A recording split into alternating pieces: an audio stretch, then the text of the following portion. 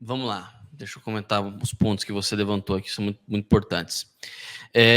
Primeiro, quando eu falei de tropa, né, eu estava era uma analogia, né? Então, a tropa, quando eu falo tropa, é aquele responsável por passar, né, para efetivar o poder de algum magistrado, algum potentado, algum poderoso, né? Então, tropa não é exatamente, não é literalmente tropa, né? Nesse sentido, né? Você perguntou assim, onde é que o Gene Sharp já funcionou? Eu vou dar alguns exemplos para você, alguns exemplos históricos para você.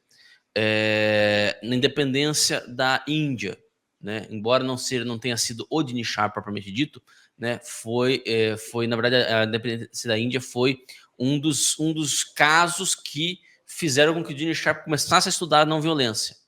Né, começar a estudar as ideias dele foram em grande parte influenciadas pelo caso da independência da Índia, né? Ainda que você tenha qualquer tipo de objeção em relação à figura do Mahatma Gandhi, né? Que eu tenho também, né? Não acho que não era aquela coisa boazinha que nego pinta aí, né? O bonitinho, o Não é bonitinho. não era o bonitinho que todo mundo pinta aí, né? Mas o fato é que ele conseguiu fazer de uma maneira não violenta, de uma maneira sem precisar de uma guerra de independência, ele conseguiu fazer a independência de um império, né? Porque o Império Britânico, né? O rei da Inglaterra, né? O rei do Reino Unido, ele também tinha o título de imperador da Índia, né? Então aquele título que dava para o Império Britânico, para o rei da Inglaterra, né? O título de imperador, né, ele conseguiu se desvencilhar como um país, né, com um país inteiro, né? Então, conseguiu fazer isso aí na Índia, né?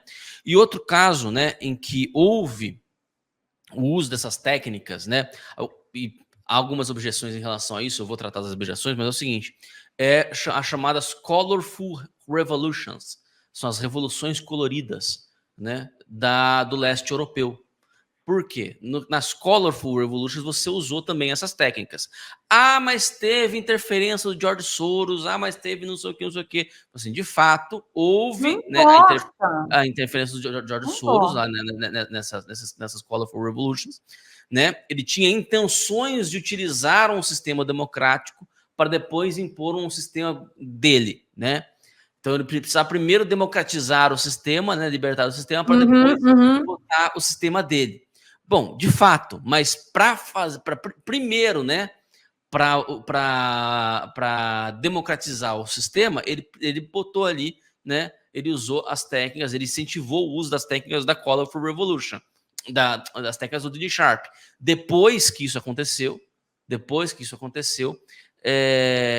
aí ele tentou, né, impor outra coisa, mas aí já não era Gene Sharp, entendeu? Aí Gene Sharp já, né, saiu do campo da estratégia maior do George Soros, né? E por último, né, embora, né, haja problemas de ordem cultural aí, né, porque aí é outra coisa que tem que ser tratada em outro momento, né? A Primavera Árabe também foi muito influenciada pelas obras do Gene Sharp.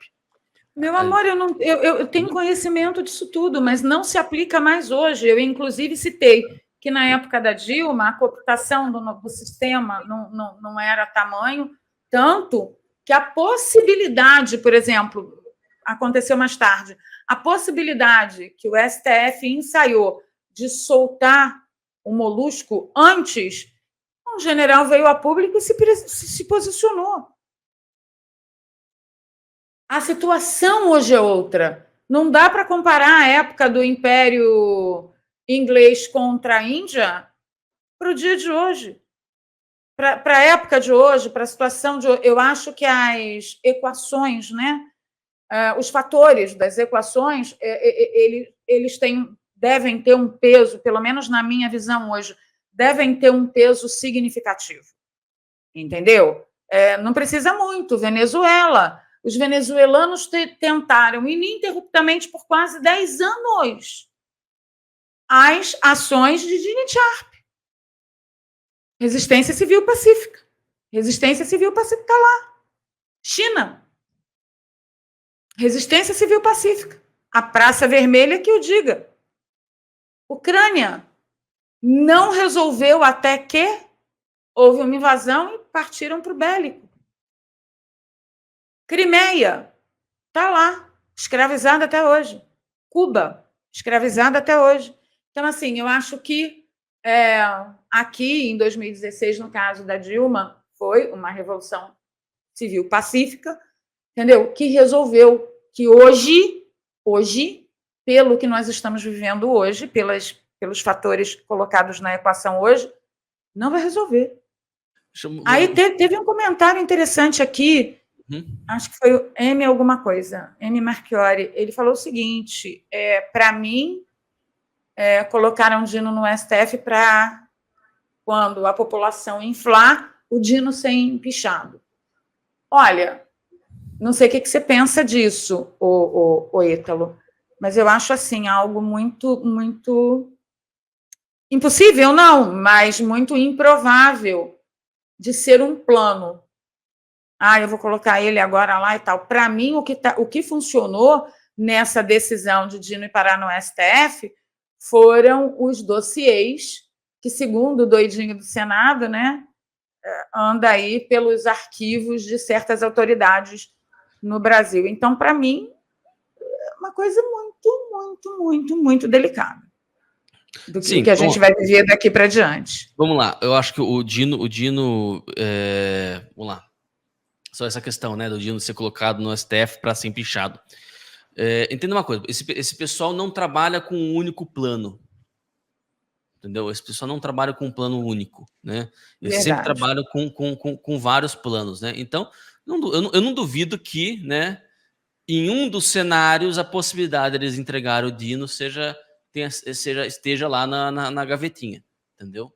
Seja o mais dispensável, né? Seja o mais dispensável. Só, na pior, e se esse não funcionar, vai pro B. E se o B não funcionar, vai pro C. Se o C não funcionar, lá no J deve estar lá dispensar o Dino, entendeu? Não duvido isso, tá bom? Agora, eu vou mudar a abordagem, Val, vamos lá. Por que você acha que, por exemplo, na praça, no caso da praça de Tiananmen, né, aquilo ali não continuou, né? Aquilo ali não, de certa maneira, não continuou na China. Por que você acha que aquilo ali não continuou? O que você acha que... Por causa do massacre que aconteceu. Entrou o belicismo parou a população. Foi um massacre.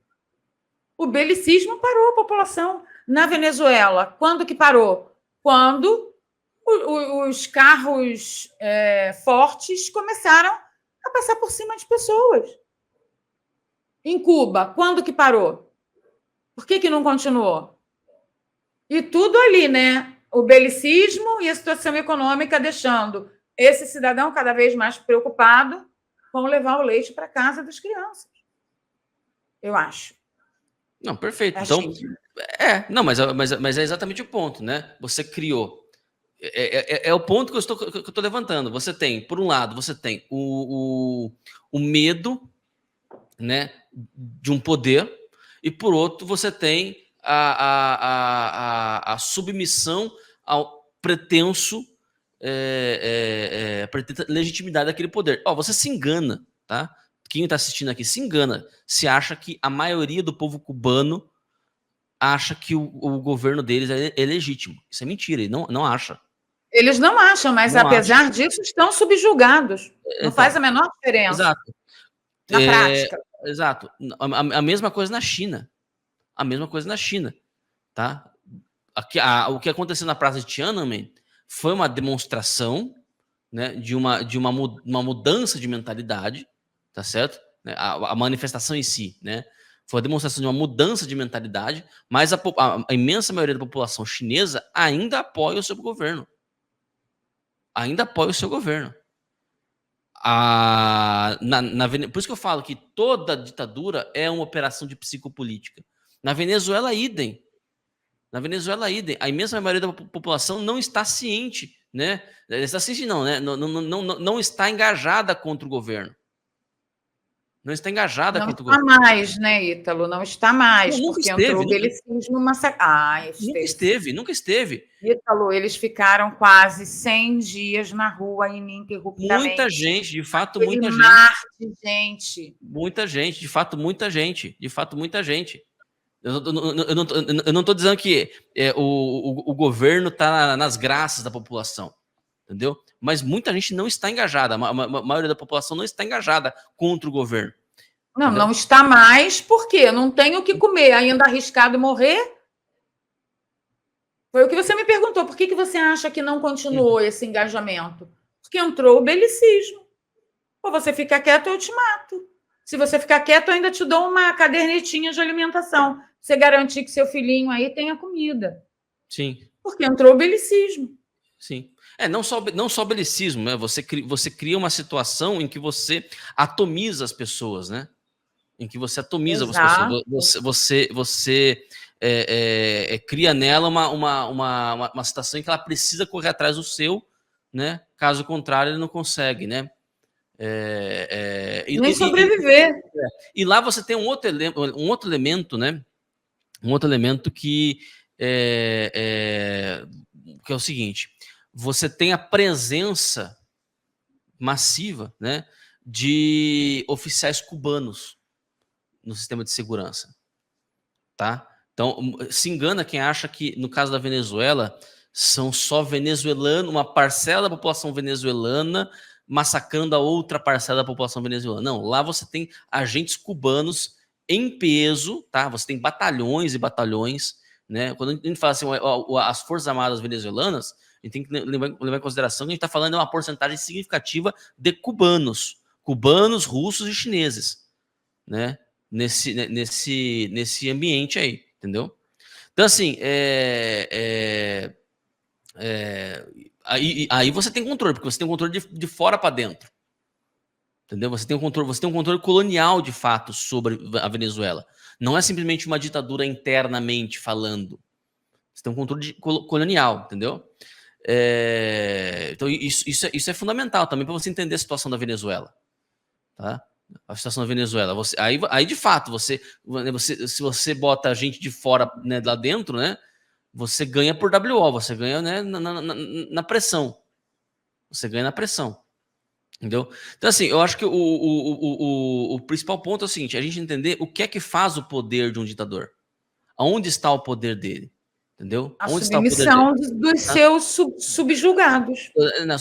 Na submissão dos seus subjugados. Então, voltamos ao ponto inicial.